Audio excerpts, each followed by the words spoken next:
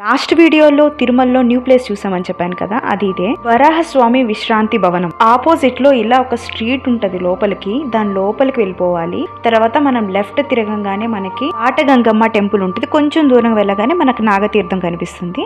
దీని లోపలికి అలా కొంచెం ముందుకు వెళ్ళగానే మనకి నాగతీర్థం స్టార్ట్ అవుతుంది అనమాట. చాలా మంది ఈ ప్లేస్ ఎప్పుడు విజిట్ చేసి ఉంటారు నాకు తెలిసి. మాకు కూడా ఇది ఫస్ట్ టైం ఇక్కడికి రావడము. ఈ ప్లేస్ చాలా బాగా అనిపించింది చూడగానే, అందుకే మీతో షేర్ చేసుకోవాలని ఈ వీడియో తీస్తున్నాను.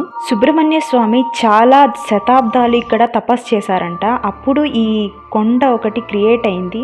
నాగదేవతల ప్రభువు సుబ్రహ్మణ్య స్వామి కాబట్టి ఈ తీర్థానికి నాగతీర్థం అనే పేరు వచ్చింది. ఇక్కడుండే కొలనులు వాటర్ చాలా ప్యూర్గా ఉంటాయి. ఈ వాటర్లో మనం స్నానం చేసి ఈ కొండ చుట్టూ 3 ప్రదక్షిణలు చేస్తే మనకి నాగదోషం పోతుందని ఇక్కడ ప్రసిద్ధి. స్నానం చేయలేని వాళ్ళు ఆ వాటర్ని చల్లుకున్నా మనకి దోషం పోతుందని నమ్మకం. మీరు కూడా ఈ తీర్థాన్ని తప్పకుండా విజిట్ చేయండి.